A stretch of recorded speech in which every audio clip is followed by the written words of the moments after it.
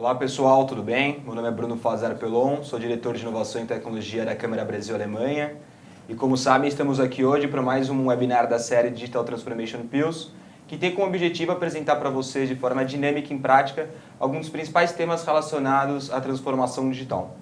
O tema de hoje é blockchain, por isso estamos aqui com o Fabiano Santana da BASF. Muito prazer. Obrigado, Fabiano, por ter aceito o convite. Pessoal, de forma bem rápida, para quem não conhece a Câmara Brasil-Alemanha. A Câmara Brasil-Alemanha é uma associação de empresas ligada ao governo alemão. Hoje nós estamos presentes em cerca de 90 países, com 130 escritórios. E de forma bastante sucinta, nossos objetivos ao redor do mundo, de um lado, é promover essa cooperação bilateral com a Alemanha e um país que essa Câmara se estabelece. E de outro lado, também promover o desenvolvimento local dessas empresas associadas à Câmara. Então, eu costumo brincar, a Câmara Brasil-Alemanha se estabeleceu há cerca de 100 anos atrás, localmente, com a vinda das principais empresas alemãs no Brasil. E agora, nos últimos anos, nas últimas décadas, a nossa atuação acaba sendo muito mais para fomentar a atividade local dessas empresas que há 100 anos se estabeleceram. Trazendo para a prática, organizamos desde delegações, cooperações, estudos, assim por diante. Como falado, eu sou do Departamento de Inovação. O Departamento de Inovação e Tecnologia tem como objetivo promover negócios e a competitividade por meio da inovação e novas tecnologias. E é nesse contexto que a gente traz esse webinar Digital Transformation Pills. Vou trazer apenas dois recados para vocês. Um recado principal, que eu acho que é o mais importante, é o seguinte. Para quem acompanhou as últimas edições desse webinar, nós fizemos tudo isso na Câmara e dentro das empresas associadas, em conjunto com algumas empresas que participam do Comitê de Inovação da Câmara Brasil-Alemanha. Porém, a partir de agora, nós continuamos esse trabalho com as empresas do Comitê de Inovação, porém trazemos um novo parceiro para a jogada, o ONONO. O ONONO é um espaço de inovação, de cocriação, o Fabiano vai falar um pouco mais para vocês depois, mas por meio do ONONO a gente consegue utilizar de toda essa infraestrutura e também um pouco do próprio DNA do ONONO, que é a cocriação, a colaboração, é Exatamente. O que faz a inovação. Para que a gente possa começar a fazer aí o momento mais importante, gostaria de pedir que o Fabiano se apresentasse, falasse um pouco sobre você, um pouco sobre o ONONO também. Ok, muito prazer. Meu nome é Fabiano Santana, eu estou aqui na BASF já fazem 1 ano e meio. Eu sou responsável pelo escritório digital da companhia aqui na América do Sul, que basicamente é ajudar a empresa a acelerar todos os processos de engajamento digital. E isso nada mais é que cultura e pessoas, né? E aqui nós temos um ambiente extremamente, digamos assim, alinhado com essa expectativa da companhia. Temos conseguido grandes resultados, principalmente em melhorar a experiência do cliente e também na área de simplificação de processos, que respalda no cliente naturalmente. Falando um pouco do ONONO, só para vocês conhecerem o espaço, o ONONO é um centro de experiências científicas e digitais, é um nome técnico que a gente estava conversando agora há pouco, mas em suma ele traduz a experiência da criação de um produto junto com o cliente final ou o consumidor final. Ele permite que esse produto criado ou desenvolvido ou co-criado seja experimentado, que nós temos áreas sensoriais dentro do espaço, um salão de beleza, uma área de pesquisa e análise de cabelos, fios de cabelo, que é muito interessante para o público, e ao mesmo tempo tudo isso integrado a um ambiente aberto da área digital. Então, quando vocês vierem visitar o ONONO e todos estão convidados, o que vocês podem fazer? Vocês podem simplesmente chegar, se identificar e vocês vão ter pessoas para poder circular com vocês nesse espaço. Todos estão convidados. Agora, falando sobre o tema blockchain, né? O tema blockchain é uma palavra, é um buzzword, como a gente fala, que está muito em evidência, isso é fato. Eu acredito muito que a evidência veio por causa do Bitcoin. Né? O Bitcoin é uma plataforma que todos já ouviram falar há alguns anos já. É basicamente uma moeda que flutua, né, sem ter um lastro específico, né? Por isso que os governos conceitualmente têm algumas restrições, porque não tem nada por trás como a gente tem dólar, né, quando você fala do real, ou ouro, ou tipos de lastros econômicos que têm valor, ou são tangíveis, né, como se diz. Então, nesse caso, o Bitcoin puxou muito o conhecimento do blockchain e, naturalmente, por ser algo financeiro, como é o Bitcoin, ele trouxe a questão de usabilidade dessa plataforma, que é uma plataforma incrível, sem sombra de dúvidas, mas com algumas questões que têm que ser bem avaliadas, porque ainda é algo novo, conceitualmente. Não é algo que está tão consolidado no mercado. Pode ser que no mercado americano, asiático, um pouco mais, mas no mercado brasileiro, a gente ainda tem grandes instituições financeiras utilizando, mas também nós temos usabilidade no setor industrial e no setor de consumo de uma maneira bastante ampla. Poderia dizer, talvez, Fabiano, como toda onda, né, como talvez sustentabilidade, qualidade, até mesmo inovação, digitalização, blockchain no primeiro momento é uma coisa um pouco dispersa e volátil, né? Eu digo volátil no sentido que não tem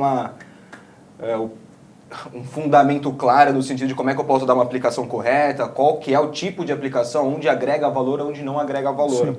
Mas imagino que talvez com o tempo, em países que já existe uma maturidade maior, de fato isso já começa a aterrizar um pouco mais, né? E o grande ponto que eu coloco nessa sua frase é a questão assim, quando empresas que trabalham com blockchain, existem várias, né, todas geralmente de tecnologia, elas trazem para vocês propostas ou inovações associadas ao blockchain, o grande problema que nós temos como cliente, né, assumindo o lado BASF, é a questão de como eu avalio aquilo. Porque esse desconhecimento do lado do cliente faz com que você, às vezes, entre ondas que não geram valor. E uma empresa, no final do dia, ela tem um direcionamento muito claro, gerar valor para o cliente dela. Então, fazer um blockchain que não gera valor é trazer um custo adicional. Sim. Usar de blockchain sem ter os elementos que ele gera valor, e ele gera valor em alguns pontos, também é desnecessário, porque hoje a gente vive uma época de racionalização de investimento. O mercado brasileiro, o mercado sul-americano tem uma volatilidade gigantesca, e quando você traz uma tecnologia nova, você traz todos os custos que são recorrentes. A manutenção, o suporte, o conhecimento técnico, e isso não é barato. A tecnologia por tecnologia, ela tem que ser sempre um ponto de geração de valor. Com certeza. E para o negócio, e não só para a empresa internamente, que também é outro erro fatal. Senão vira uma frustração, né? Que você falou, Total. Tanto no sentido financeiro da coisa, até pelo fato das pessoas envolvidas, né? Hoje a questão cultural está muito em vogue quando a gente fala de inovação, transformação. E você talvez trazer um desafio ou uma meta que é inatingível, que não vai chegar a um resultado final nenhum, não é positivo, né? Assim, no contexto como todo. A alta gestão da empresa sempre busca trazer inovação, porque inovação faz parte do DNA das grandes empresas e das médias e pequenas. A questão é como cada um utiliza. Mas a inovação por si só, ela não gera valor. Então, o grande cuidado que a gente tem que ter, talvez, até as pessoas que trabalham na mesma área que eu, e eu digo isso, é desafiar aquela questão da tecnologia em si, para perguntar como essa tecnologia, que talvez junta com outras, vai gerar de valor. E o valor, geralmente, a gente usa muito business case, né? Sim. Qual é o retorno para a empresa? A gente pode inverter um pouco esse raciocínio. Qual é o valor para o cliente? Focar no cliente, o cliente direto ou indireto, ou o cliente do nosso cliente, que nós somos uma indústria de materiais, né? E nesse caso, como isso se transforma em valor para a base? Geralmente a gente faz o contrário. Qual o valor para a base para depois gerar o valor para o cliente? E nesse contexto a gente perde muita oportunidade. E a gente tem feito um trabalho muito forte aqui, falando agora da base, nesse sentido, que é converter isso na visão do cliente. E geralmente a gente traz o cliente para trabalhar conosco, por isso que é um espaço de cocriação. Então o cliente participa dessa construção e quando fala, nossa, isso gera valor, ótimo. Aí assim a gente tem um ponto. E detalhe, se você gera valor para o seu cliente, automaticamente isso volta para você. É natural, não tem que fazer cálculo. Você faz o bolo crescer, né? Exatamente. Cresce junto com o bolo. É relacionamento, é confiança. Você está gerando novas oportunidades. E aí é bom para a base, que fornece material para todo mundo, e é bom para aquele cliente que vai ter melhor condições no mercado. Dois pontos interessantes da sua fala, que eu acho legal. O primeiro ponto, você comentou do blockchain, que é interessante você vincular isso e trabalhar em conjunto de outras tecnologias, de outros sistemas. De certa forma, a gente não vai entrar no detalhe aqui, mas é o que significa a indústria 4.0, a digitalização. O que é a indústria 4.0? É a soma de N tecnologias, de N sistemas, buscando uma maior conectividade, uma maior automação, uma maior amplitude do sistema cyberfísico, assim por diante. Mas é uma somatória de tecnologias, não é uma tecnologia única, a indústria 4.0. E se você pegar o blockchain, ele traz alguns elementos muito interessantes, que quebra... a gente tem na área de inovação uma terminologia chamada disintermediation, que é desintermediação. O que é isso na realidade? É você quebrar elos para se fazer algo. Você tem dois efeitos, agilidade e custo. Se você pensar que a gente vive uma era que a tecnologia promove simplificação de processos, tem tudo a ver. Então o blockchain é uma ótima plataforma? Sim, sem sombra de dúvida. O grande ponto é assim, ele traz a descentralização, por isso que você tem essa amplitude, ele traz segurança, porque você valida isso em múltiplas funções que não são integradas, ou múltiplos que a gente chama mineradores ou computadores que estão nessa rede, e ao mesmo tempo ele traz a escalabilidade muito fácil, porque você está falando que isso cresce exponencialmente. Ou não, mas cresce de uma forma bem aberta. Você está falando até no próprio DNA, inteiro. Né, do blockchain, tem a questão da rede. Né? Sem uma rede, ele nem se existe. Né? Ele precisa disso para coexistir. E tudo isso, na realidade, leva para a questão que é assim, hoje quem é o maior utilizador de blockchain, sem sombra de dúvida, estão nas áreas financeiras. Geralmente da indústria financeira. Por quê? Por causa do Bitcoin, que veio a origem. Né? Agora começou muito a se usar nas empresas o conceito do smart contract. né, que é uma grande aplicação do blockchain para empresas como a nossa, ou empresas de serviço também, que ele agiliza muito o processo, é um processo descentralizado. Existem outras evoluções que estão acontecendo, até por parte do governo federal, que tem alguns estudos, Embrapa e tudo mais, que a gente tem muita parceria, né, que é muito interessante. O que acontece hoje é que nós temos, no Brasil especificamente, provedores que ainda não têm uma história de conhecimento técnico, que ainda é muito recente para eles, as implementações, e ao mesmo tempo o desconhecimento do lado do cliente. Para a gente poder usar o melhor do blockchain, a grande sugestão que eu faço e compartilho com meus colegas de trabalho ou colegas que a gente tem aqui um ecossistema desenvolvido, é que nós precisamos criar essa cultura dentro das empresas. Para na hora que surgir uma oportunidade de negócio, uma oportunidade de gerar valor na cadeia, a gente discutir, blockchain é uma alternativa ou não, mas ter isso de uma maneira clara. Porque muitas vezes não é a melhor alternativa, mas por ser um buzzword, você entra no blockchain. E aí você complica o projeto, estende o projeto e ao mesmo tempo você não gera o valor esperado. Isso é bem interessante, até trazer novamente 2 pontos, vamos dizer assim, ou até carregando um pouco da sua fala anterior. O que eu acho muito interessante, uma coisa que eu vejo muito na BASF, que é uma empresa que ela tem um seu foco específico, ela tem os seus produtos, tem o seu portfólio, mas por meio de iniciativas paralelas, ela sempre busca agregar valor transacional a toda a cadeia. E talvez até eu pedir para o Fabiano depois falar um pouco mais sobre a iniciativa que a BASF vem desenvolvendo, se ele puder comentar com a gente, mas usar o próprio blockchain para agregar valor transacional a toda a cadeia e no final do dia agregar valor aos próprios negócios da BASF. Total. E o blockchain ele traz, vamos dizer assim, a segurança para tudo isso, né? Nós temos um grande projeto, ontem até teve uma reunião sobre o MVP desse projeto, né? Fabiano, eu só vou pedir licença para uma coisa. Sim. Pessoal, a gente começou aqui o bate-papo, está super interessante, mas eu queria lembrar o seguinte, quem tiver pergunta ou dúvidas, se quiser trazer para a gente, manda pelo chat, por favor, que nos últimos 5 a 10 minutos da discussão aqui nós vamos abrir para vocês também. Então vou mandando aí que daqui a pouco a gente lê. Tá joia. Desculpa, Fabiano. Não, que isso. Falando sobre um caso prático, né? A gente desenvolveu um projeto aqui na BASF, e olha que interessante, da BASF com o ecossistema inteiro daquela cadeia de valor. Nós temos uma área de dispersões, que atua muito na cadeia, na parte de, principalmente, pigmentos também, né? E aí nós temos uma área também que vende produtos para insumo da indústria plástica. E você sabe que o plástico é, teoricamente, um grande vilão hoje, né, quando a gente fala de sustentabilidade. Não é bem essa realidade, mas tem essa situação. Essa imagem. Essa imagem. Então, o que nós fizemos? Nós fizemos um projeto que, ao invés da gente atacar só a questão da qualidade da questão plástica, também atacar a questão da melhor forma de coleta. Então, o que nós fizemos? Nós queríamos trazer um lado social, um lado ambiental e um lado econômico. Né? Porque a gente trabalhou com o conceito da economia circular. A BASF patrocinaria o início e depois isso se giraria constantemente, naturalmente e organicamente. Sustentabilidade para o projeto. A gente só ajudaria no ramp-up conceitualmente, né, por uma visão de negócio, e ao mesmo tempo também parte econômica. Tem um momento que você precisa de investimento mínimo. E aí a gente trouxe várias entidades governamentais, não governamentais, usinas de reciclagem, nós trouxemos também catadores de lixo, trouxemos grandes consumidores de embalagens, porque eles têm um racional que o governo tem uma meta que 22% de todas as embalagens que eles coloquem no mercado sejam recicláveis, eles provem que foram reciclados. Então, eles usam isso através de certificados das usinas de reciclagem, né? E ter essa meta cresce ano a ano, até chegar a 50% em 2050, se eu não me engano, algo assim. E o que acontece na prática? A gente trouxe essa cadeia porque a gente queria, economicamente e também de uma maneira sustentável, criar um modelo que suportasse essa operação. Então, nós trouxemos todos os elementos dessa cadeia de valor. E nesse momento se criou um modelo de negócio que permite as usinas de reciclagem receber mais matéria-prima. É muito interessante isso. A grande parte delas trabalha um turno. E ela pode trabalhar, logicamente, 3 turnos. E quem trabalha na usina de reciclagem recebe parte desse valor do trabalho que ele está fazendo como salário. Se eu dou mais material, naturalmente ele vai ganhar mais. E o detalhe deles, não tem material para eles reciclarem. Então, isso é um gargalo da operação. Falta insumo, falta matéria-prima para eles. E detalhe, a gente tem um problema de reciclagem. Então, olha só, os elementos estão na mesa, o que falta é, talvez, um fluxo de trabalho que permita ele ter essa matéria-prima. Então, isso foi discutido em 4, 5 sessões.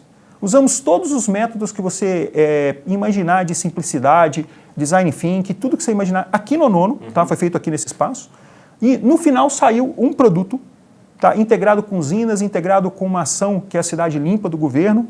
E tudo isso, na verdade, o que nós vamos fazer? Criar uma plataforma em blockchain, porque é descentralizado, Tá? Você tá falando de usinas de reciclagem, catadores de lixo, você está falando que trabalham na usina também, você está falando da cadeia de valor de embalagem, onde todos eles vão ter crédito ao longo dessa cadeia, onde um certificado de blockchain que é confiável vai mostrar para o governo que aquele quantidade que foi reciclada é de fato reciclada. Fabiano, te fazer uma pergunta, trazendo aí um pouco, a gente conversou já ao longo da nossa discussão. Você comentou um pouco, por exemplo, em relação ao blockchain, a necessidade de você avaliar de forma correta a aplicação. Sim. No sentido, blockchain pelo blockchain, ele é meio, não é fim. Sim. E ele tem que ser usado para um fim correto, porque senão você vai se frustrar no sentido de investimento, não vai agregar o valor que você gostaria que agregasse, e o buzzword vai cair por água, vamos dizer assim. Nesse caso específico que você comentou, o que justifica a utilização do blockchain? Até para a gente, vamos dizer assim, trazer esse fluxo de pensamento que vocês tiveram para o próprio público. Nós estamos falando de mais ou menos 6 elos de uma cadeia de valor, ponta a ponta, né, end-to-end, onde as redes são totalmente diversificadas. A Basf tem a rede dela, a Procter & Gamble, uma Unilever, uma Natura, Boticário, uma Jequiti. Então, o que acontece na prática? Os próprios fornecedores do plástico, que são clientes nossos, né, na primeira ponta. Uhum. Então, quando você tem uma rede tão ampla, você precisa, na realidade, dessas validações acontecerem de uma maneira muito descentralizada. Então, o blockchain, nesse caso, é a melhor tecnologia para ser aplicada. Se eu tivesse uma relação rede a rede, por exemplo, ponto a ponto, não precisaria. Entendi. E nesse caso, também não sei se isso é um ponto a ser avaliado ou não. Não existe uma conexão entre esses atores. Talvez até existe pela cadeia, vamos dizer assim, mas entre as empresas, talvez, que vão fazer parte, não existe uma conexão. Eu digo até no sentido da confiabilidade da informação. Então, quando você traz para o blockchain, você meio que, tipo assim, olha, não sou eu nem você, a própria rede está validando isso. Exatamente, esse é o ponto, porque a única transação que você pode dizer que tem um carimbo oficial seria as notas fiscais que transitam entre os elementos. Sim. E quando você fala de material reciclado que é recolhido, não tem nem nota fiscal. Então, quer dizer, na ponta de recolhimento do material, não tem uma nota fiscal do cara que cata do lixo e entrega para a usina, não existe isso, né? Mas eu tenho entre todas as transações, quando eu vendo plástico para o cara que converte a embalagem vai para um cliente final, isso tudo é registrado através de transações fiscais. Sim. Mas o ponto-chave é que eu não posso agregar mais um elemento dentro de uma transação fiscal que vai, na realidade, me dizer toda a rastreabilidade desse material para que ele me dê, na realidade, quanto foi reciclado. Sim. Então, o que nós fizemos? Nós fizemos uma plataforma que vai ficar pronta, a gente acredita, para o teste em outubro, tá? Porque isso foi desenvolvido recentemente, com toda a cadeia.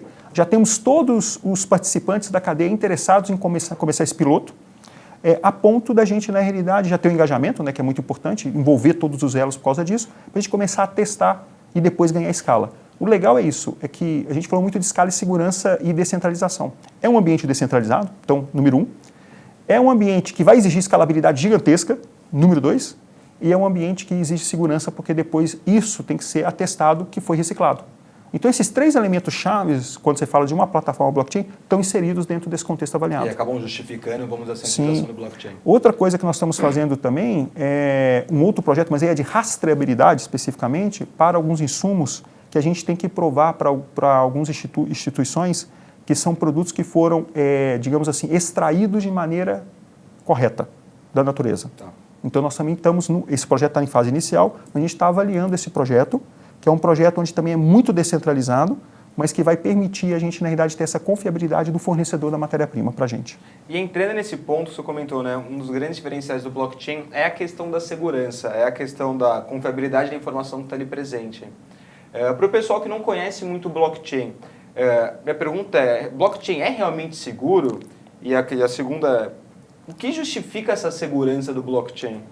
O blockchain ele é seguro pelo formato que ele usa de validação. Então você tem milhões de computadores nessa rede, espalhados no mundo inteiro, onde quando você valida uma transação, ela é carimbada como se fosse um livro fiscal, um livro contábil, em vários desses computadores. Certo. E o que acontece? Você não consegue alterar aquela sequência de, digamos assim, o carimbo que foi feito. Porque para um hacker fazer isso, vai demorar tanto tempo, caso ele consiga, que o esforço não faz sentido. E como não tem transação de dinheiro especificamente em espécie, ele não tem nenhum ganho. Então existe um desinteresse e ao mesmo tempo uma criptografia que ela é descentralizada. Que dificulta... Dificulta imensamente esse trabalho. Um exemplo, quando você tem um computador tipo um banco qualquer, ele tem geralmente alguns servidores que ele faz essa validação. Mas é uma rede só. Ali você está falando mexer de naquele milhões servidor de especificamente, redes. Exatamente. Você consegue fazer alguma coisa, caso você consiga entrar nesse servidor. Aqui você está falando de milhões de computadores. Então ele tem que cada hora entrar num nó para fazer uma validação de uma transação. E no final ele pode descobrir que é uma transação de um Bitcoin, R$5.000. Eu estava dando uma lida breve no assunto, né, até para poder se atualizar para a nossa discussão. E como você mesmo falou, né, o blockchain é formado por uma rede, é um computador validando o dado ali da informação que circula em toda a rede e que, de certa forma, para a pessoa conseguir, se por algum motivo, gerar alguma mudança, né, alguma alteração na rede, ali no código do blockchain, ela teria que ter, por exemplo, mais de 50% da rede dos computadores daquela rede. Porque seria a única forma, vamos dizer assim, hipoteticamente, de você conseguir criar um bloco dentro de toda a cadeia que seja diferente. Então, e olha, se ele pegar 50% e tiver um computador fora dos 50% que também tem essa validação, ele já consegue. Perdeu. Então, assim, conceitualmente é 50% para ele ter uma chance, mas o correto seria 100%. Porque o que acontece? Quando eu vou buscar aquele registro, aquele bloco de registro, e eu busco em todos os computadores que registraram ele, se um só trouxer uma informação incoerente, dos outros, vai ter uma... você não valida. Então, por isso que é tão difícil. Você não sabe onde está e quando você descobre onde está, é muito descentralizado. Por isso que é tão confiável. Interessante. E trazendo um pouco do que você falou agora, até da experiência da BASF, como é que se cria um blockchain, uma rede de blocos, vamos dizer assim? Como é que eu posso... Como é que se começa isso? Qual que é o primeiro start? Vamos dizer? Porque o blockchain é a soma de diversos códigos, elementos, assim por diante, mas tem que ter um start. Sim. Como é que funciona esse start? Basicamente, o que acontece? Você tem plataformas que são abertas. Se eu não me engano, a IBM tem uma, tem outras tantas empresas que tem aí no mercado. Se eu não me engano, são 4 ou 5 muito consolidadas. Então, você tem aí alguns líderes de mercado, né, que você pode utilizar, que são os ledgers, que a gente chama, né? E conceitualmente, como é que funciona? Eu primeiro desenho o processo. Então, legal, blockchain faz sentido, o custo-benefício é legal. Por quê? Porque cada transação que eu faço, eu pago um custo. É outra questão muito importante, é o custo dessas operações. Quando o cara valida, ele cobra um percentual daquilo. Certo. Então, não é que é de graça. Os mineradores, não é de graça. É ali que gera o dinheiro também para quem sustenta essa base. A taxa bancária. É taxa bancária, mas é muito pouquinho. Sim. É muito infinitamente inferior a um banco. Tá? Ou um sistema de validação transacional. Sim. Então, essa é uma grande vantagem, tirando que é múltiplos, né? Então, você tem a questão da segurança, que é um efeito muito importante. Mas a questão toda, quando eu quero criar um blockchain, a primeira coisa que eu preciso, sem sombra de dúvida no Brasil hoje, é buscar um provedor, tá, que tenha a habilidade dessas plataformas. Então, o primeiro é ter acesso à plataforma e validar com ele o modelo. Quando eu valido com ele o modelo, traz duas perspectivas. A questão técnica, a dificuldade técnica de se criar, porque é uma criação, a plataforma está lá e eu tenho que criar em cima dela, né, a inteligência de negócio. E o segundo ponto é o seguinte, é quanto isso vai custar. Quando a gente fez a validação, por exemplo, para a economia circular, a gente foi muito crítico a gente entender a equação financeira. Porque eu não posso, na realidade, fazer uma somando valor para o cliente, né? Como que eu gero algo melhor, mas que é mais caro? No mundo digital, o conceito é o inverso. Eu melhoro uma experiência reduzindo o custo drasticamente. Quando você pega os exemplos de grandes plataformas digitais que nós temos no mercado, todas elas foram assim. Eu melhorei a experiência do cliente reduzindo o custo. Exatamente, você ganha no volume, né? Por isso que tem que fazer essa análise. Quanto custa desenvolver? É um tiro, né? É um spot. Você tem a manutenção que...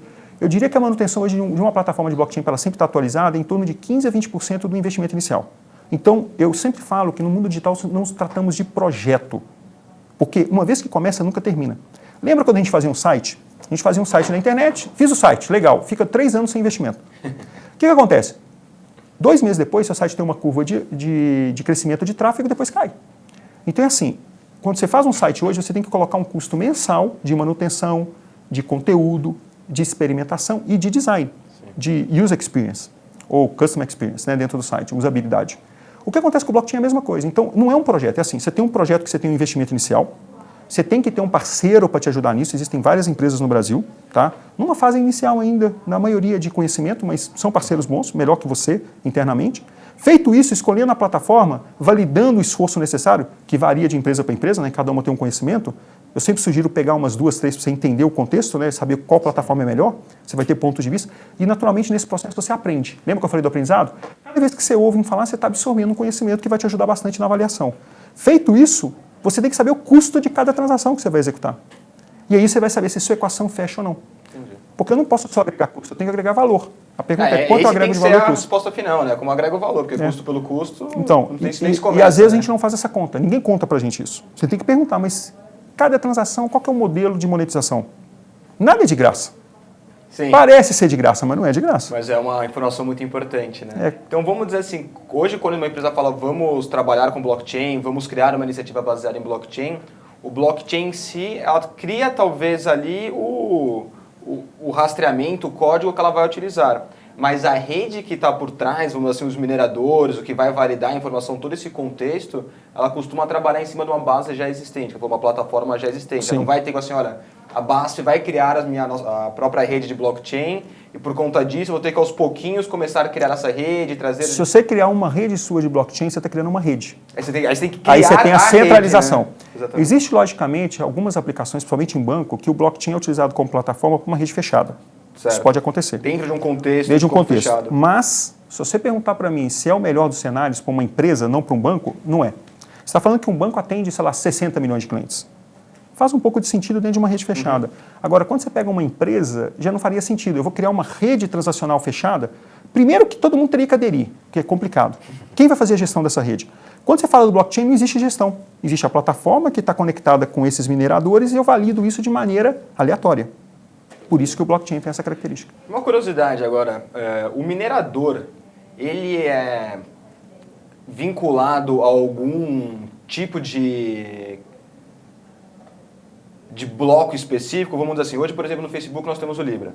Tá. Nós temos aí outras diversas moedas também baseadas em blockchain. Tá. Aquele minerador que minera Libra, ele minera também outras moedas ou para cada tipo de rede de blocos, vamos dizer assim, existe um minerador específico? Você tem, por exemplo, o caso, você pega a Libra do Facebook, você pega o Ethereum e você pega o Bitcoin.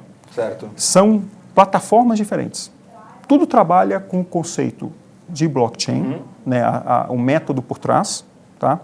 Mas todos eles, na realidade, trabalham em plataformas diferentes. Então, eu posso ser minerador dos três, mas eu trabalho em três plataformas distintas. São três plataformas diferentes. Entendeu? Todos porque o blockchain é um são conceito. Ambientes diferentes, né? E aí você pega assim. essas 5 plataformas, 6 que são muito conhecidas, possivelmente cada uma vai transacionar para um. Ou você pode, na mesma, criar como se fossem instâncias que trabalham com outras. É muito uma questão de qual é a plataforma utilizada, por exemplo, pelo Facebook para Libra ou para o Bitcoin, né? Que são vários. Bitcoin, se não me engano, tem 3, 4 plataformas que você pode minerar. Ah, essas plataformas diferentes acabam utilizando. O Bitcoin, na realidade, é algo construído em cima de uma plataforma. E aí você, embaixo, você pode ter, na realidade, elementos que você pode utilizar de cada uma. Interessante. A gente está chegando ao fim já da nossa discussão. Tem uma pergunta aqui, Fabiano, que é o seguinte: qual o maior desafio da blockchain nos próximos anos dentro da BASF? Eu diria para você que no mundo, nós temos alguns trabalhos de experimentação, naturalmente, né? Nós somos uma cadeia bastante extensa, né? Nós somos fornecedores de matéria-prima e especialidades. Então, você imagina, a gente atua... Se você olhar uma cadeia de valor, a nossa dificuldade é encontrar onde a gente não vende alguma coisa, seja no primário ou no secundário, no processo secundário. Então, assim, nós temos uma cadeia muito extensa.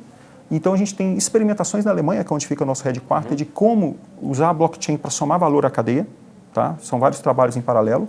E nas regiões que a gente tem Estados Unidos, América do Sul, Ásia, né, e Alemanha, que é a Europa, a gente tem trabalhos, na realidade, regionais que são mais voltados para aquela questão regional. Tipo, a gente tem aqui a questão da reciclagem. Certo. Tá? Nos Estados Unidos tem trabalhos muito de smart contract. Né? Cada região tem uma prioridade. É a sua dor, né, principal. Uma dor prioritária. Todo mundo tem a mesma necessidade, mas cada um tem que eleger o que é prioritário dentro de cada região. Então, a gente vai trabalhando em paralelo. O legal é o seguinte, enquanto lá nós criamos plataformas de utilização global, aqui nós trabalhamos necessidades locais e o mais importante que eu falo, o conhecimento ele se propaga. E esse conhecimento se propagar, na minha opinião, é o mais importante hoje quando você fala de uma tecnologia nova. Eu trabalho no segmento de tecnologia desde os 18 anos, que eu trabalhei com RP, né? E é muito interessante, muitas oportunidades, muitas ideias muito boas, né, de negócio, elas morreram porque as experimentações iniciais foram ruins, não que a ideia era ruim, e isso caiu em mau uso.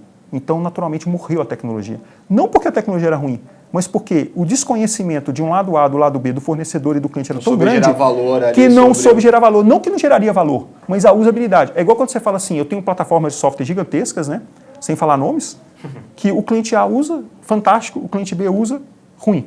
O software é o mesmo.